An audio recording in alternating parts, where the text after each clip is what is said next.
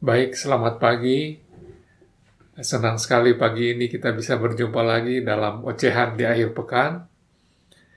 Dan pagi ini kita akan bicara tentang kausal lawan kehendak bebas. Kausal versus free will. Nah, apa yang menjadi background-nya? Memang ada cerita-cerita Alkitab misalnya tentang Taman Eden, ya, tentang Ayub, tentang Golgota, yang kita sudah tahu lama sejak kita masih kecil, masih di sekolah minggu. Dan cerita ini diceritakan waktu kita masih kecil dan buat kita ini mudah untuk kita telan, ya.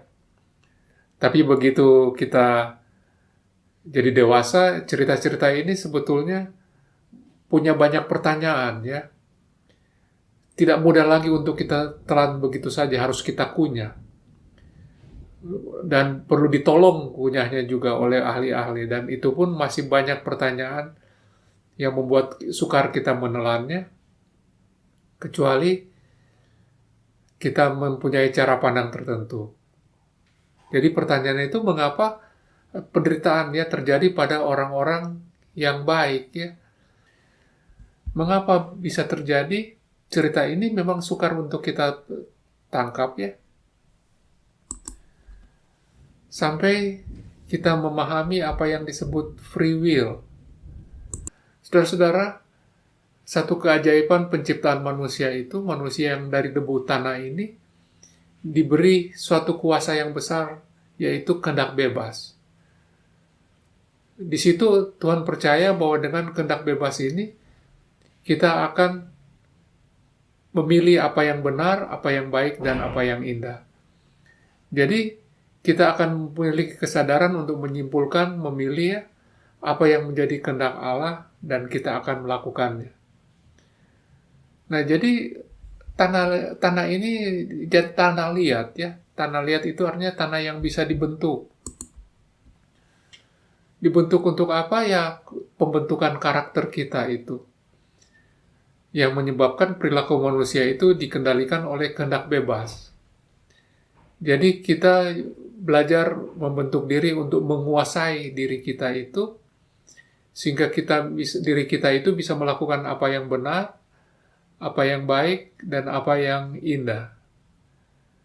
Itu berarti dengan penuh kesadaran, kita memilih untuk melakukan kehendak Allah sekarang. Jadi kita memilih kehendak Allah itu karena kita punya kesadaran, kebebasan untuk memilih.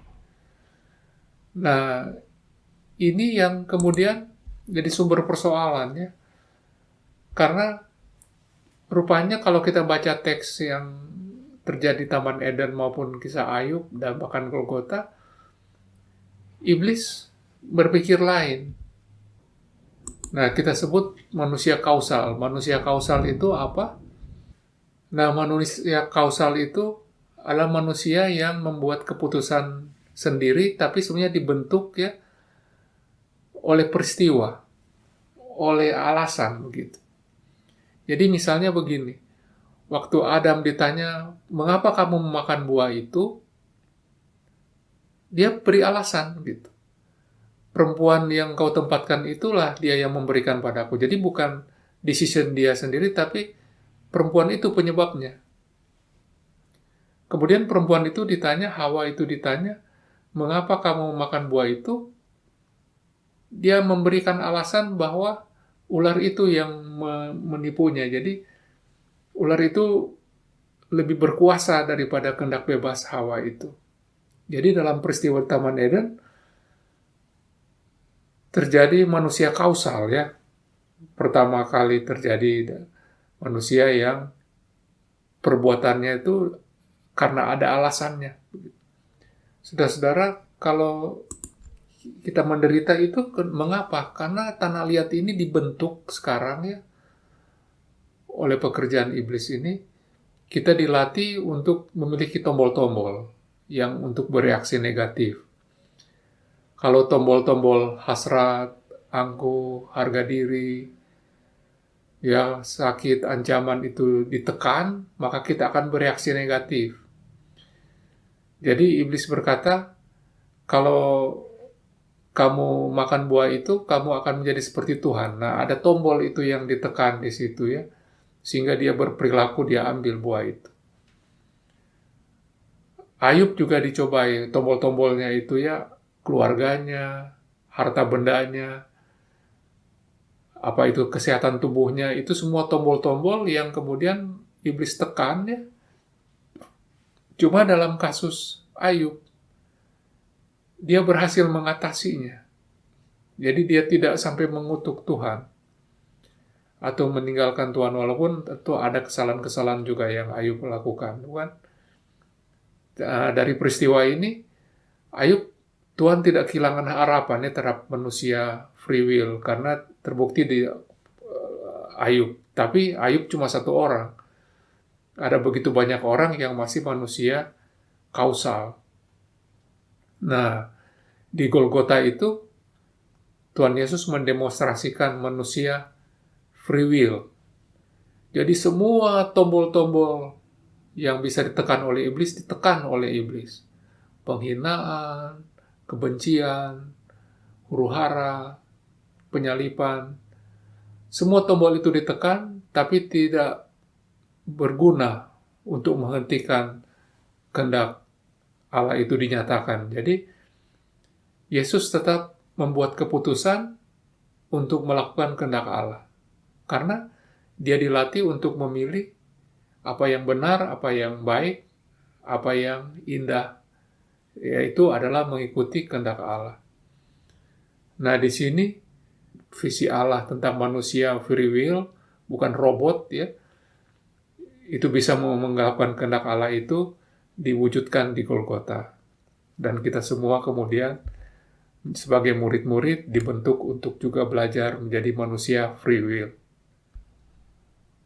Mengapa ini penting hari ini? Ya, hari ini kan pembicaraan kita itu tentang pandemi ya, yang makin mengerikan. Kita akan menjalani satu penderitaan yang besar, dan kita harus menyiapkan diri. Apa yang harus kita lakukan dalam menghadapi penderitaan sebesar itu? Ya, pertama memang kita harus berusaha. Apa yang bisa kita lakukan, protokol-protokol kesehatan, vaksinasi, kita patuh pada pemerintah, semua yang menurut ilmu pengetahuan dan kebijakan, wisdom yang Tuhan berikan, harus kita patuhi tentu saja ya. Tapi kita akan menghadapi situasi yang berat ya pada saat kapasitas rumah sakit penuh, orang-orang yang kita sayang itu menderita ya. Kita menderita, tidak bisa bernafas, oksigen kurang, kita tidak kebagian tempat tidur, ada terlantar di emper-emper rumah sakit. Dan yang paling berat itu kalau orang-orang yang kita kasihi harus mengalami itu. Dan dalam keadaan itu seringkali kita hanya bisa duduk berdoa dan menangis pada Tuhan ya. Tapi kehendak bebas ya.